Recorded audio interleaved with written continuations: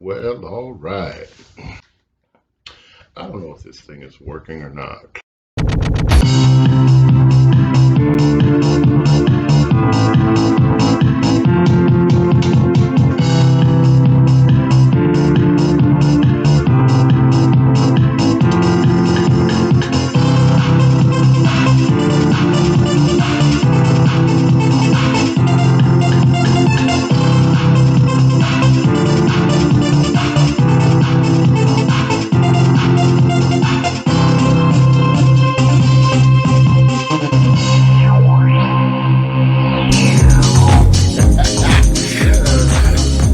All right, everybody, welcome to the Worth Wiley Show.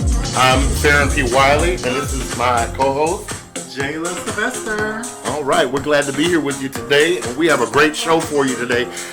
This is our first time doing this kind of a talk show and podcast, but we hope that you will like, share, and subscribe, and join us. Send it out to your friends. We're going to be talking about just about everything we can think of: politics, gay life, pro-black gay news, and all kinds of topics, whatever is on our minds, and we're trying to touch on stuff that's on your mind. Wow, I am looking at our attire. Look at this. All this Africanism. I love it. I'm feeling it too. You know, there's a lot going on in the news.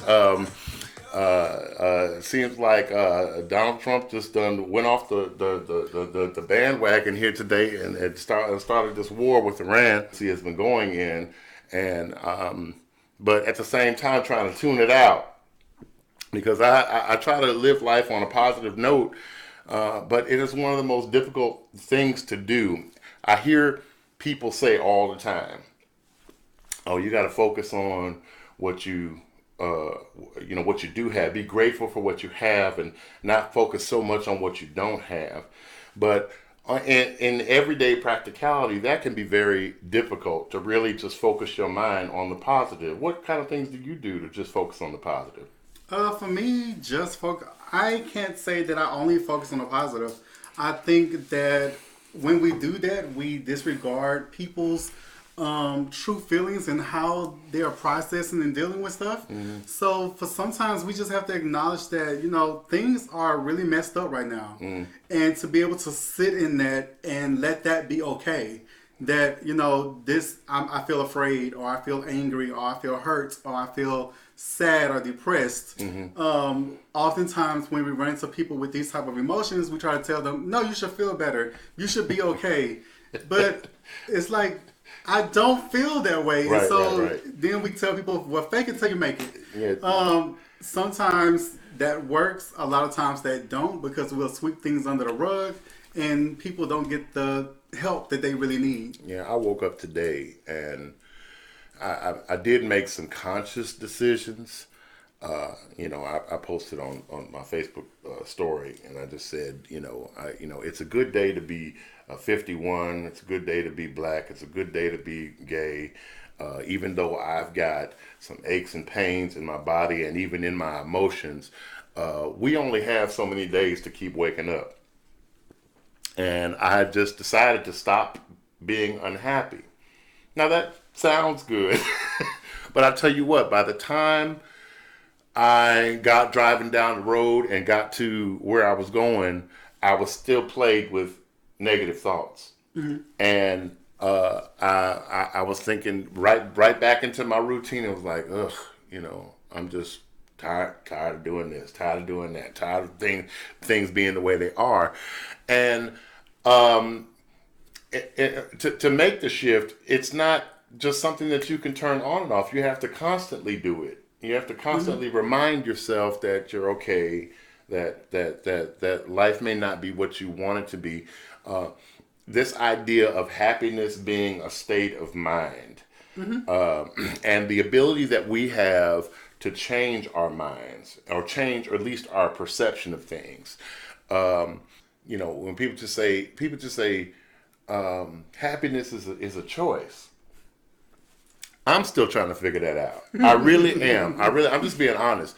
I really am trying to figure that piece out, because I figure at 51, if things go the way they went for my of my father, I may have 20, 25 years left. And my objective is that I want those remaining years that I have to be the best that they can possibly be. I want them to be joyous. I want no drama. I just want to have a good time.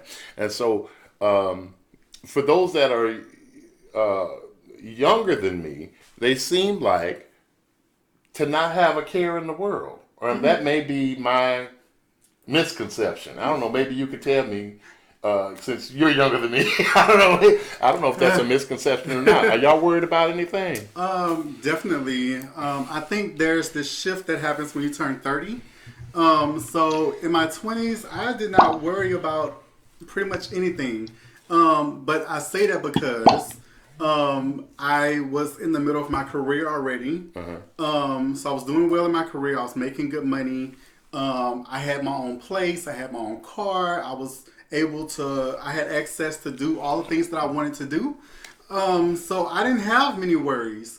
I had the opportunity and the unique privilege to be able to take care of everybody around me. From my mother, my sister, they supported me as well, but being able to support them, also to support many people in the community that even came to live with me in my house. And we all shared this camaraderie between each other. So during that time, like, for me, there was no worries. Right. But for a lot of people I took care of, there was plenty of worries. Because even though they lived with me, that still meant they didn't have their own place. So they was facing homelessness. They was facing joblessness, being young, looking for work, not having the same educational advantages that I had. And so it was a real struggle for them. Some of them now are still struggling, and some of them have kind of started to find their way now that they've reached their later 20s, their early 30s. Right. Now in my 30s, my life has shifted. It's weird. I make more money than I did in my 20s, but I find myself more concerned about money now. I don't know what it is. More money, more problems. Have you ever watched the show? Have you ever watched the show Pose? Yes. Okay. Love that show. So, one of the things that really caused me to connect with that show, not only because it was about the era that I came up in as a gay black male, it was how the portrayal of how we created family. Outside of our blood family, we found ways to connect with one another that was loving and supportive. Now, all those situations didn't go well, but the ones that did, I guess I found myself in my 30s and 40s trying to emulate that. And create space for people who were disenfranchised and who were on the outs, whether they were gay, whether they were addicted, whether they were dealing with homelessness, and in the instance of becoming a house mother or house dad or whatever, and feeling that sense of responsibility, I will say over the years it took a toll on my own emotional health, and to the point where I had to step away, and dealt with a lot of guilt around that because not sure about what happened in the lives of those people that came into my life. There were those that I called daughter. There were those that I called son. And after that particular phase of life passed, I'm not sure where they are today. I get phone calls every now and again. They're not always pleasant ones. And they still want to function in that role or in that dynamic. I would say they want me to take care of them. Yeah. And even though I have moved to another city, I find it challenging, and what I've come to understand about myself about this dynamic of what I'm calling compassion fatigue, where not only me individual, what I notice societally and even among black people and among black gay people, that we have moved away from taking care of each other.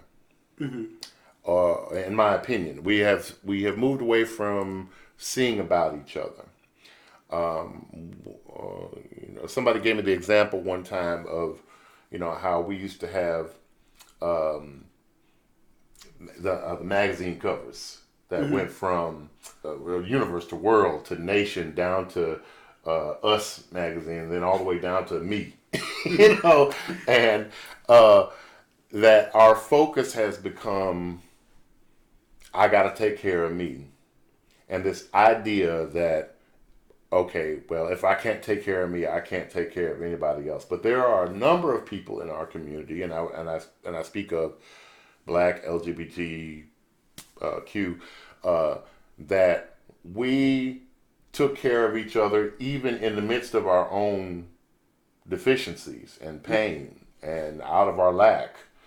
And I don't know, I get the sense that ideation comes to the forefront even in how we pursue relationships. It's this I'm gonna get you before you get me kind of thing, and we don't engage relationships from such a surface level that we wonder why we go through relationships like socks, during the week. And so when I moved to Houston, it was just a whole different level of guys that I've encountered who don't really know how to have conversations, don't seem to want to have conversations outside of text messages. And I'm just wondering, is that a millennial thing? Is this because of technology? What do you think about how we're pursuing relationships with each other? Well, since I was in my teenage years, that wasn't that long ago. It was like 15 years ago. I always talked to people that were older, and so even in that space, I ran into the same thing of people not knowing how to have conversations and things like that, not wanting to have a conversation because it was about what they wanted to do after that. Those few words that were exchanged to see how can I get you into my bed, and then after that I don't call you until maybe I'll call you in another week if I feel like another round, whatever. But I think what it is that to have a conversation with somebody and to talk to somebody, there's a level of vulnerability that has to be there. The ability to share myself with you and open up myself. It's one thing to share my body with you. I can pick that up and take that when I go. And you can create whatever story and narrative you want to about that experience with your groups after we separate. Because I'm probably going to do the same thing with my groups. But at the end of the day, like there is no hiding if I open up to you and share with you about some type of abuse I've experienced in my childhood, or something, a challenge that I'm facing at work, or challenges that I'm facing in school. I think once we open up that vulnerability, we are afraid that the other person is either going to reject us or that the other person feels obligated to help us because now we've opened up ourselves to them. So let me ask you this real quick.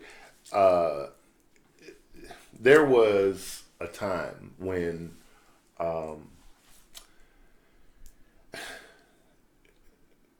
guys would say that they felt like kissing was more intimate than sex.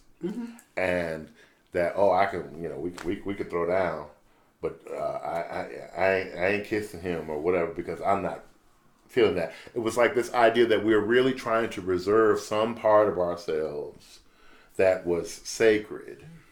And And then the idea of, how people feel about sex on the first date, and whether that's productive toward or conducive to forming lasting relationships. And then furthermore, do we still have the idea that long-term relationships are really, the thing that people want to do?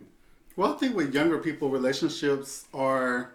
the ideal of relationships is morphing and changing. There's still the ideal, and there's still the concept of being monogamous and all of that.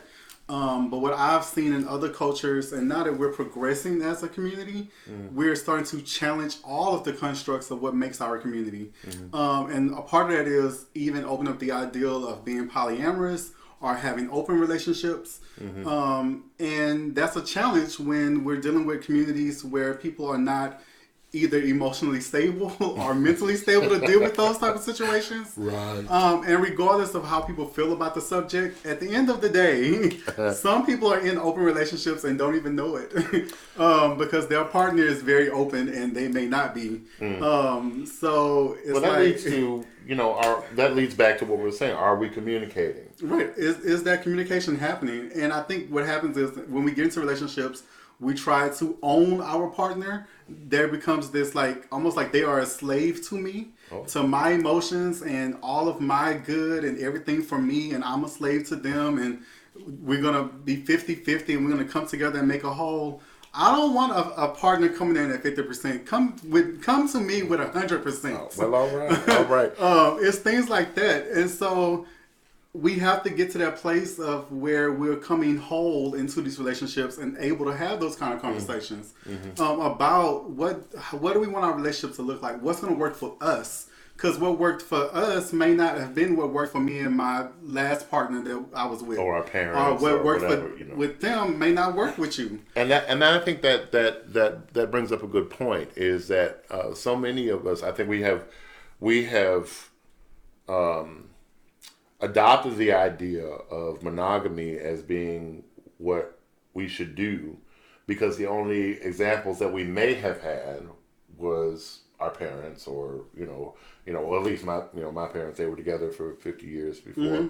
Some of them was not even in monogamous relationships. We just didn't know about it. Right. We just didn't know about it. You're right. I think about it. And I got my feelings hurt one day. I was at work one day, and I was talking to one of my coworkers about how my mom and dad were together have been together for all these years, and she just came out and she said, "Dad got a side piece," and I was like, "No, how dare you!" We're going to take a break, and we'll be right back after these messages from our sponsors. Tabernacle of Lies, Book 1 in the Memoirs of Innocence Lost book series by Ferron P. Wiley.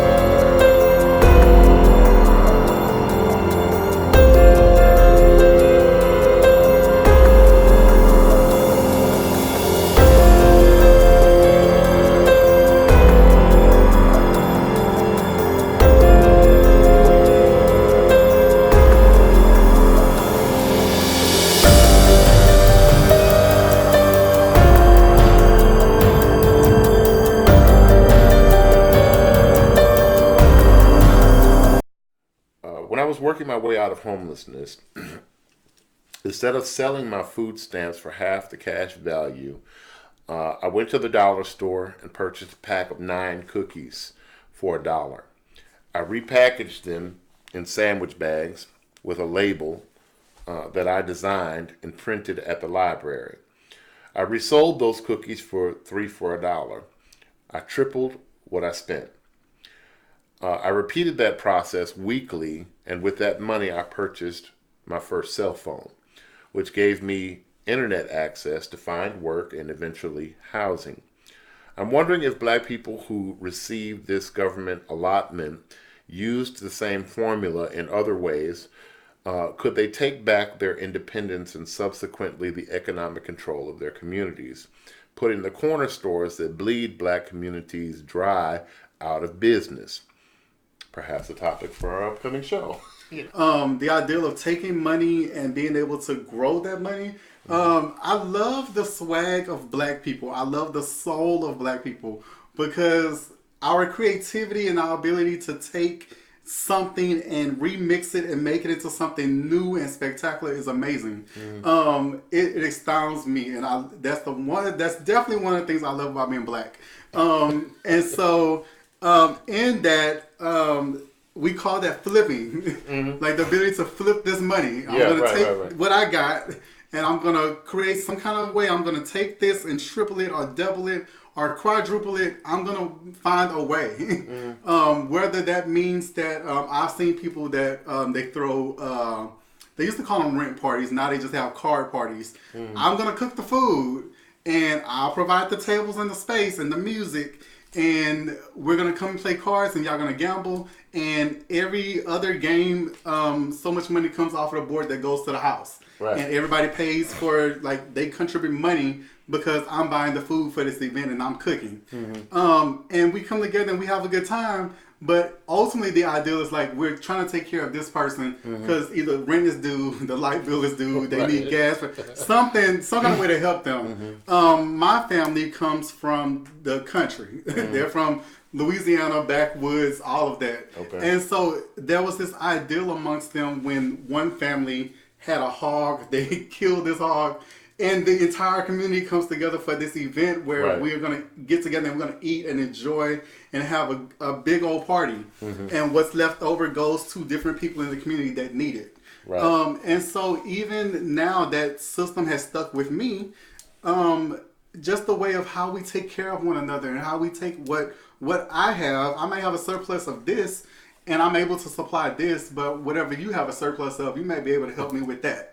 Awesome. And so definitely like that ideal is still around. It exists. I see it all the time. It's not something that's proliferated or talked about, but that sense of community is still there. This has been a wonderful conversation that we've been having, and we want you to tune in with us more often. We're not sure what our schedule is going to be. We're looking